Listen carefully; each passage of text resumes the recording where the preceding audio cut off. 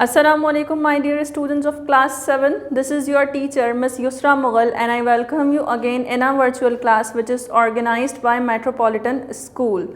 So students, continuing the revision of your previous lessons, we are going to revise our lesson 11 which is in your book, The Scholars and the Lion. So what is the moral, what is the story of this lesson basically? So starting from this, tale is taken from the Tiger's Whisker, a collection of the Asian stories which teaches us that learning is of no use and indeed can be dangerous if one does not show wisdom in using it. So my dear students, have you read that the story is of four friends in which three of them are scholars and one is the unlearned person. It means that he is not a wise man, he is not a scholar. So what they are decided to do, they are decided to go to explore their knowledge, and for that very reason they went to explore different things. So they went on the trip, they went on the jungle.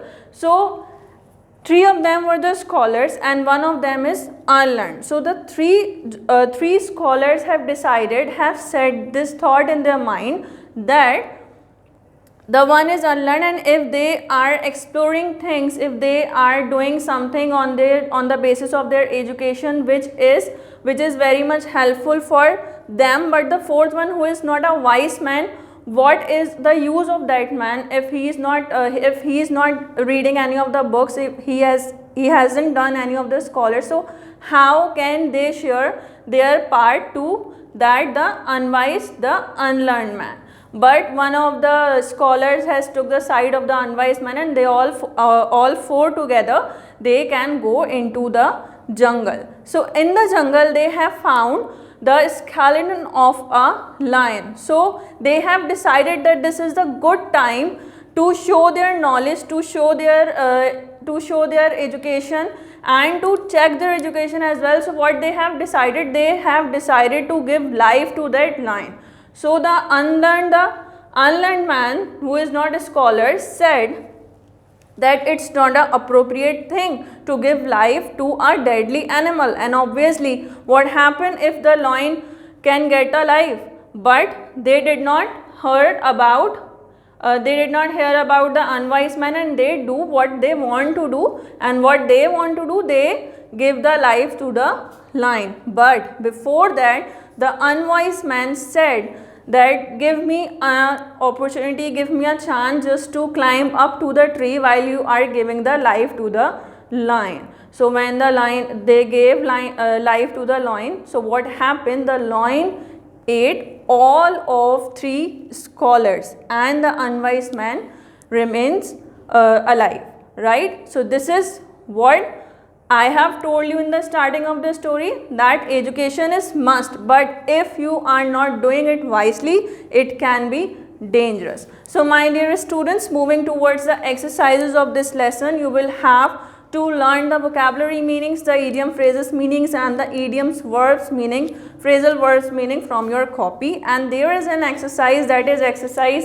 A on page number 61, in which you will have to fill the missing words. There is a paragraph giving to you people, and there are some words which are missing, and you will have to read the text and fill the paragraph for it, right? So now moving towards the grammar exercises of this chapter. In this chapter, grammar exercises which are included is exercise A of page number 62. What you will have to do in this exercise, you will have to reply these questions using simple present tense and adverbs and adverbial phrases. Firstly, you will have to understand that what is simple present tense. You will have to understand two things while using this. So what is simple present tense? Simple present tense, we have learned a lot about it. Simple present tense, what are the structure of the simple present tense? And the structure is very simple, that we are going to use the very first form of the verb along with, if the third person singulars are used, so we can use the verbs along with the s and es, right? And what are the adverbs? Adverbs are the words which describes and modifies the verbs.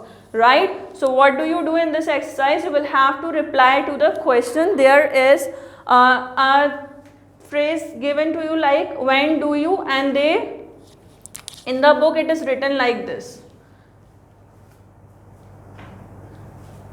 right? So you can consider when do you before by your own self. You can write it in your copy like this, the complete question, right? So when do you come to school? So the answer is I come to school every day. You will have to add the adverbial phrases which is given in the questions to you people as well, right? So you will have to write down the answer clearly, right? You will have to use the adverbial phrases or the adverbs which is given in the question according to the sentence, according to the question which they are asking, right? Moving towards the another exercise, that is exercise B on the same page, page number 62, and you will have to reply to these questions. And what you will have to do in this, there are something which I have to mention, that when does your father go to work, and I have written do. So the do is right or not? Why it's not right? Because it is a singular person. For the singular person we are using does, right? And how can we write the answer of this very sentence? We can write the answer of this sentence is my father goes to work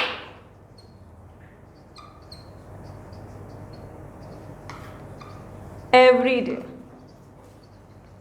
right? So this is how this exercise should be done in your copy, and you will have to do it accordingly. Exercise C on the same page. In this exercise, my dear students, I have already told you before that there are some verbs there are some helping verbs which are using as a verb as well. So what are those helping verbs? That are have, do, did, right? So you will have to change the sentences into singulars. There are some sentences given to you people in the plural form, and you will have to change into the singular one. So the players have colored shirt. So we have seen that the players, so players are the plural one, that is why have is used. And when you are going to make it into singular, what you will have to do? You will have to do the player have colored shirts.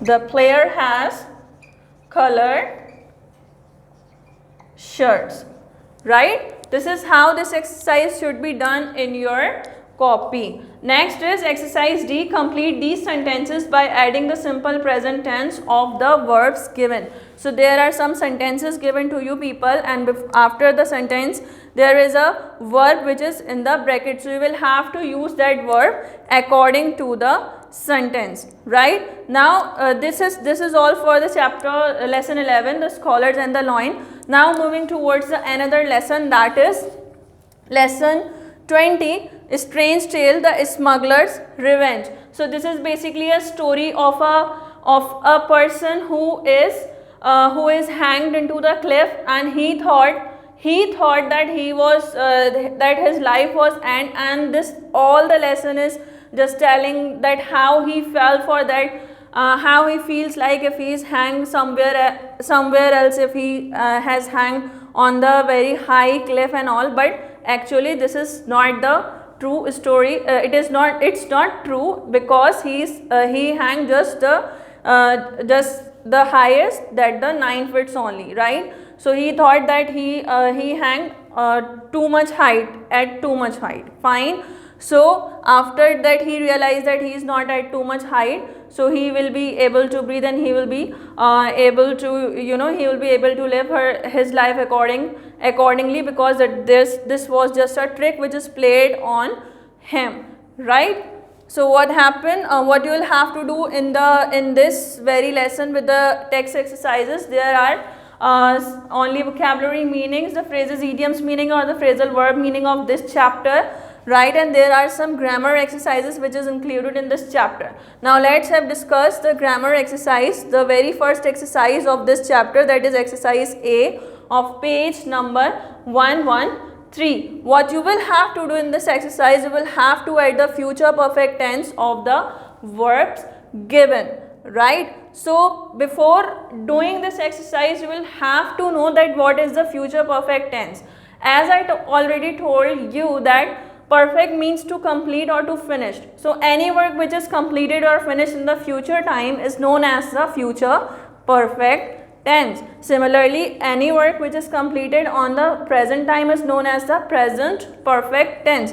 So any work which is completed in the future time is known as the future perfect tense, and what you will have to do, you will have to add the future perfect tense of the verbs given. There are some verbs given and you will have to add the future perfect tense. For the future perfect tense, we are going to use two helping verbs, that is will have and the other one is shall have, along with the third form of the verb. So there is a verb finish is given in under bracket and you will have to change accordingly by 7 o'clock.